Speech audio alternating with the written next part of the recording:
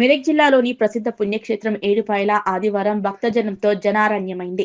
పాపన్నపేట మండలం నాగ్సన్పల్లి శివారులోని పవిత్ర మంజీర నదిని చీలిస్తూ ఏడుపాయల్లో కొలువైన వనదుర్గమ్మను దర్శించుకుని భక్తజనం తరించారు. తెల్లవారుజామున 5:30 అర్చకులు శంకర శర్మ, పార్థివి శర్మ అమ్మవారికి అభిషేకం నిర్వహించి సహస్రనామార్చన, కుంకుమార్చన అనంతరం భక్తులకు దర్శనం కల్పించారు. మంజీరా నది పాయల్లో పుణ్యస్నానాలు ఆచరించి వనదుర్గాదేవి దర్శనానికి బారులు తీరారు. భక్తుల రద్దీ ఎక్కువగా ఉండటంతో అమ్మ దర్శనానికి చాలా సమయం పట్టింది. నవదుర్గా మాతను దర్శించిన భక్తులు తన్మయత్వం చెందారు. పలువురు భక్తులు అమ్మవారికి డప్పు చప్పుల మధ్య బోనాలు, బియ్యం సమర్పించారు. మరికొందరు భక్తులు తలనీలాలు సమర్పించి మొక్కులు చెల్లించుకున్నారు. భక్తుల జయ జయ ధ్వానాల మధ్య ఏడుపాయల వనదుర్గాదేవి క్షేత్రం హోరెత్తింది. చల్లంగా చూడమ్మా వనదుర్గమ్మ తల్లి అంటూ భక్తులు వేడుకున్నారు. ఆలయ పరిసరాలు అమ్మనామస్మరణతో మార్మోగాయి. ఆలయ అర్చకులు పూజలు చేపట్టి భక్తులకు తీర్థ ప్రసాదాలు అందజేశారు. కార్తీక మాసం సందర్భంగా ప్రదోషకాలం పూజ అనంతరం మరియు దీపారాధన మరియు ఆకాశ దీపోత్సవ కార్యక్రమం నిర్వహించారు. ఆలయ సిబ్బంది ఏర్పాట్లను పర్యవేక్షించగా పోలీసులు బందోబస్తు చేపట్టారు.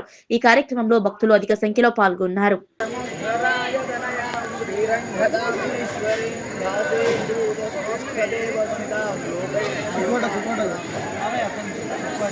క్షీర సముద్రరాజతనయాం శ్రీరంగదామేశ్వరీం దాసీభూత సమస్త దేవవంతాం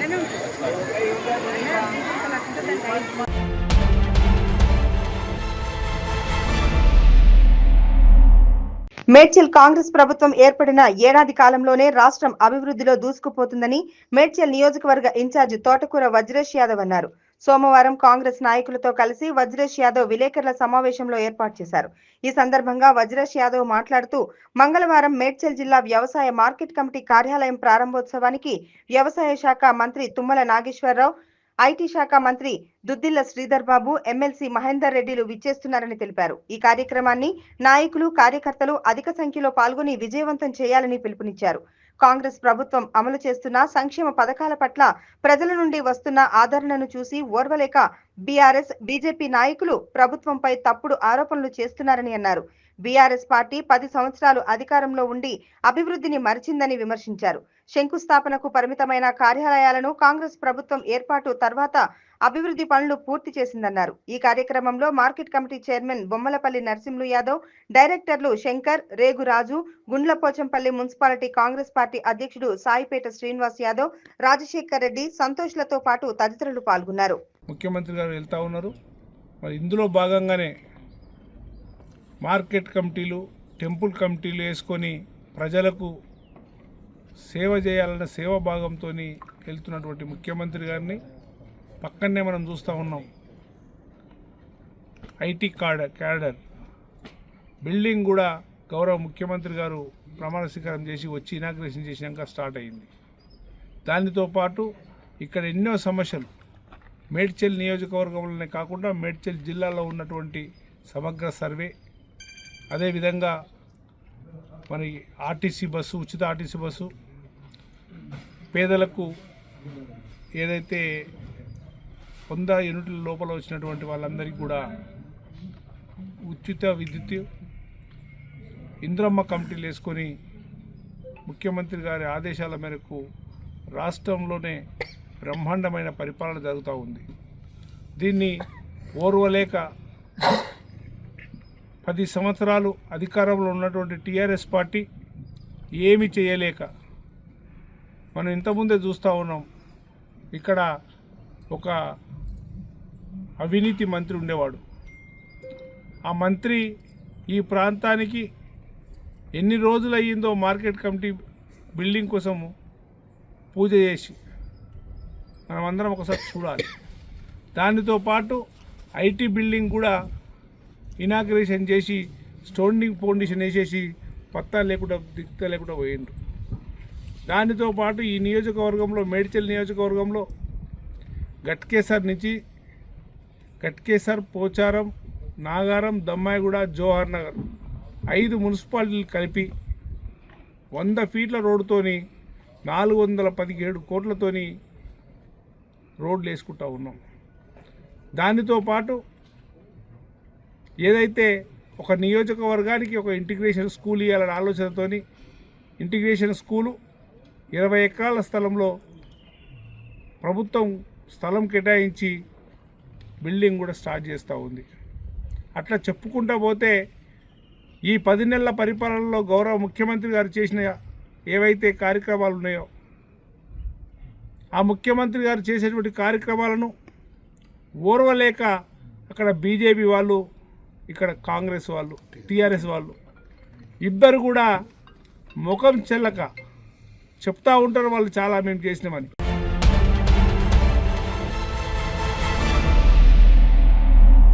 మెదక్ జిల్లా కొల్చార మండలం రాంపూర్ గ్రామంలో మంజీరా మెటల్ ఇండస్ట్రీస్ అక్రమ బ్లాస్టింగ్లపై మైనింగ్ అధికారులు చర్యలు తీసుకోవాలని గ్రామ కాంగ్రెస్ పార్టీ అధ్యక్షుడు జంగిటి నాగరాజ్ డిమాండ్ చేశారు. రాంపూర్ గ్రామంలోని మంజీరా మెటల్ ఇండస్ట్రీస్ నుంచి కంకరను తరలిస్తున్న టిప్పర్లను సోమవారం కాంగ్రెస్ నాయకులు అడ్డుకున్నారు. ఈ సందర్భంగా వారు మాట్లాడుతూ రాంపూర్ గ్రామంలో సుమారు 22 సంవత్సరాల క్రితం మంజీరా మెటల్ ఇండస్ట్రీస్ క్వారీ అనుమతి ఇచ్చేటప్పుడు గ్రామస్తుల ఇళ్ల నిర్మాణాలకు సగం ధరకే కంకర ఇస్తామని అగ్రిమెంట్ చేసుకున్నారని తెలిపారు. క్వారీ లీజు అగ్రిమెంట్ ముగిసినప్పటికీ ఎలాంటి అనుమతులు లేకుండానే పెద్ద పెద్ద బ్లాస్టింగులు పెట్టి కంకర మిషన్ నడిపిస్తున్నట్లు తెలిపారు. గతంలో నిబంధనలు అతిక్రమించినందుకు మైనింగ్ అధికారులు జరిమానా విధించడంతో పాటు అనుమతులు రద్దు చేశారని, అయినప్పటికీ కొంతమంది అండదండలతో ఈ మిషన్ను అక్రమంగా నడుపుతున్నట్లు తెలిపారు. 20 సంవత్సరాల క్రితం రైతుల భూములను అతి తక్కువ ధరకు లీజుకు తీసుకొని లీజు ధర పెంచాలంటే భయభ్రాంతులకు గురి చేస్తున్నారన్నారు. రాంపూర్ కంకర మిషన్ నుంచి చుట్టుప్రక్కల ప్రాంతాలకు కంకర డస్టు ఇవ్వడానికి ఏర్పాటు చేసి ఇప్పుడు రోడ్డు కాంట్రాక్టుకు లీజుకు ఇచ్చాడని తెలిపారు. రెవెన్యూ, పోలీస్, మైనింగ్ అధికారులు రాంపూర్లోని మంజీరా మెటల్ ఇండస్ట్రీస్ పై చర్యలు తీసుకోవాలని రాంపూర్ గ్రామ కాంగ్రెస్ పార్టీ అధ్యక్షుడు జంగిటి నాగరాజ్, కాంగ్రెస్ నాయకులు యాదగిరి, కృష్ణమూర్తి, నర్సింలు అధికారులను డిమాండ్ చేశారు.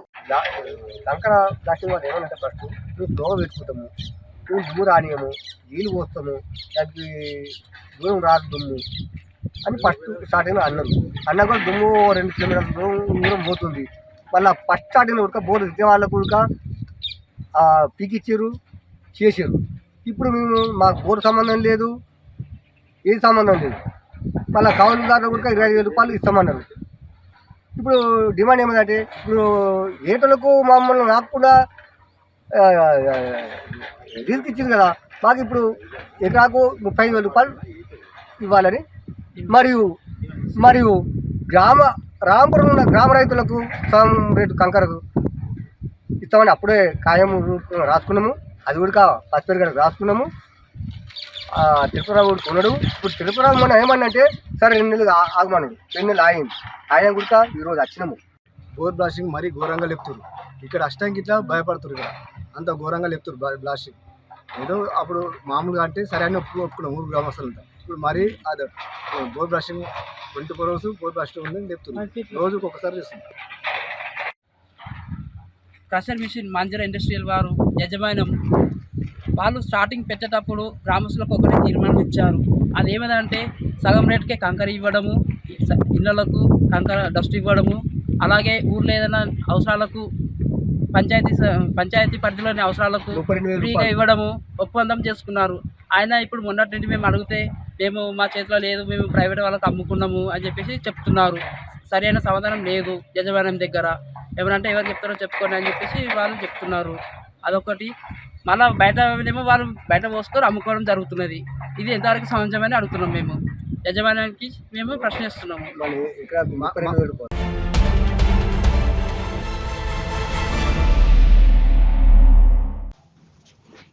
మెదక్ జిల్లా నార్సింగి మండల కేంద్రంలో మత్స్యకారులు ఆర్థికంగా ఎదగాలనే ఉద్దేశంతో రాష్ట్ర స్థాయిలో మత్స్యకారులకు సబ్సిడీ ఇస్తూ రాష్ట్ర ప్రభుత్వం ఆదుకుంటుందని ఏవో యాదగిరి అన్నారు.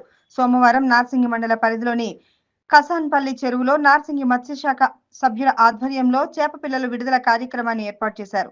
ఈ సందర్భంగా చెరువుకు పూజలు నిర్వహించి అనంతరం 40,430 చేప పిల్లలు ఏవో యాదగిరి మత్స్యశాఖ సభ్యుల చేతుల మీదుగా చెరువులో వదిలారు. ఈ కార్యక్రమంలో మత్స్యశాఖ ప్రెసిడెంట్ వేణు, ఉపాధ్యక్షులు ఎల్లం, మాజీ ప్రెసిడెంట్ సాయిలు, స్వామి, శ్రీను, వారాల రాజు, వట్టపు ఆగమయ్య తదితరులు పాల్గొన్నారు. మన మత్స్యశాఖ మెదక్ జిల్లా వారి ఆధ్వర్యంలో వారి తరఫున నార్సింగ్ మండల కేంద్రంలో ఉన్నటువంటి కంసాన్పల్లి చెరువు నందు చేపపిల్ల విత్తనాలను ఈరోజు విడిచిపెట్టడం జరిగింది. అందులో భాగంగా ఈ చెరువులో నేడు 40,430 టోటల్ కౌంట్గా 3 రకాలటువంటి బొచ్చ, రవ్వలు మృగాల 3 రకాల మన చేప పిల్లలను కలిపి 40,430 కౌంట్తో విడిచిపెట్టడం జరిగింది. వీటిని మన నార్సింగ్ మండల సొసైటీ బెస్తవారి సంఘం సొసైటీ వాళ్ళు మంచిగా అభివృద్ధి చేసుకొని వృద్ధి చెందాలని కోరుకుంటున్నాను. మన సమీకృత మత్స్యాభివృద్ధి పథకం ద్వారా మత్స్యశాఖ నుండి ఈ నార్సంగి గ్రామంలోని కన్సన్పల్లి చెరువు నందు 40,440 చేప పిల్లలు 3 రకాలుగాను ఈరోజు మన మత్స్యశాఖ తరఫున ఈ సంఘము ఆధ్వర్యంలో మరి అదే మాదిరిగా ఈ యొక్క ఏఓ గారి ఆధ్వర్యంలో చెరువులో విడుదల చేయడం జరుగుతుంది. రహు బొచ్చ కట్ల. నా పేరు వట్టెప్ సాయిలు, మత్స్య పారిశ్రామిక సహకార సంఘం మాజీ అధ్యక్షుడిని. నార్సింగ్ మండల్ కాశంపల్లి చెరువులో గల చేప విత్తనాలు మన మత్స్య పారిశ్రామిక సహకార సంఘం మెదక్వారి సహకార సంఘం నుండి మాకు విత్తనాలు చెరువులో చేపలు వేయడానికి వచ్చినాయి. అందులో భాగంగా మొత్తం కలిపి 40,430 చేప పిల్లలు వచ్చినాయి. అందులో రవ్వు, బొచ్చ, మిర్గాలు 3 రకాల చేప పిల్లలు మా సొసైటీకి వచ్చినందుకు మేము గర్విస్తున్నాం. దానివల్ల మా మత్స్య పారిశ్రామిక సహకారంకు ఉన్న ప్రతి ఒక్క సభ్యులకు వృద్ధి చెంది బాగుపడతామని ఆశిస్తున్నాం.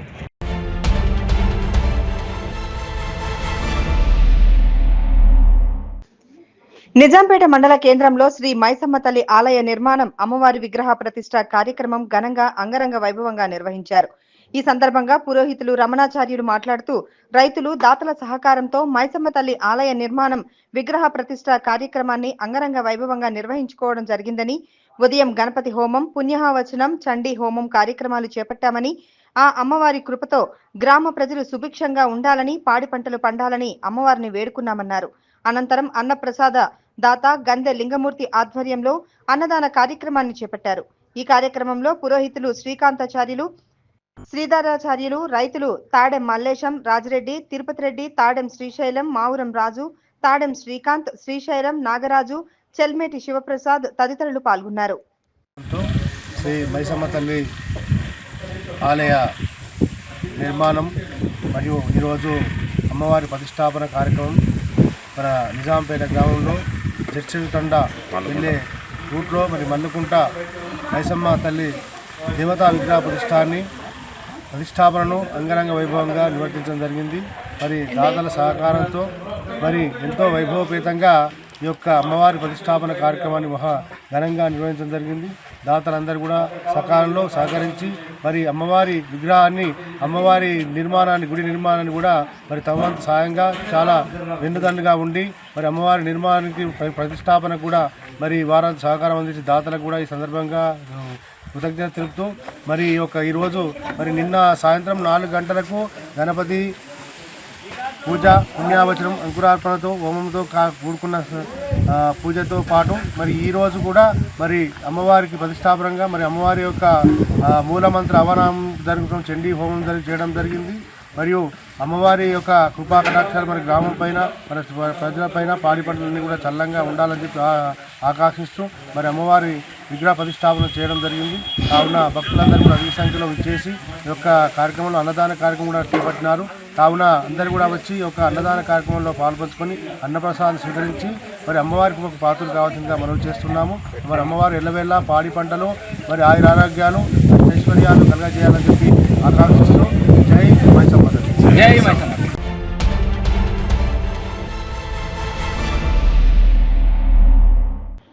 కంది మండలం కౌలంపేట గ్రామ జాతీయ రహదారిపై నూతనంగా పరివార్ ఫ్యామిలీ దాబాను యాజమాన్యం విఠలయ్య, ఆంజనేయులు, శ్రీశైలం, శివలతో కలిసి ప్రారంభించారు.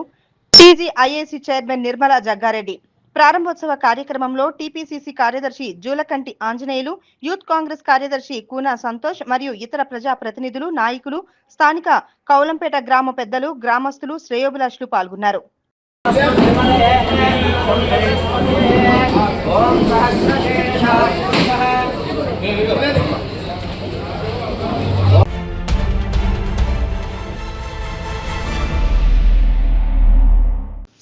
సంగారెడ్డి జిల్లా సమీకృత కలెక్టరేట్లో కార్యాలయంలో ముఖ్య ప్రణాళిక అధికారి కార్యాలయంలో మొదటి అంతస్తులో ఉదయాన్నే 8 గంటల ప్రాంతంలో షార్ట్ సర్క్యూట్ ద్వారా 2 కంప్యూటర్లతో పాటు ప్రొజెక్టర్ ఏసీ కాలిపోవడంతో కార్యాలయాన్ని జిల్లా కలెక్టర్ వల్లూరు క్రాంతి పరిశీలించారు. సంబంధిత సిబ్బందితో వివరాలు అడిగి తెలుసుకున్నారు.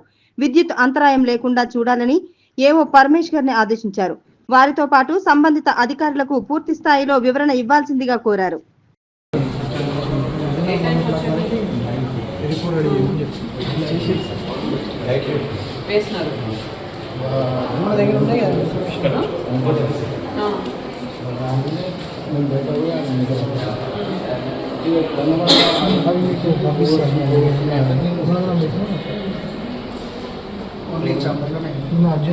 అప్పుడే స్టార్ట్ అయింది.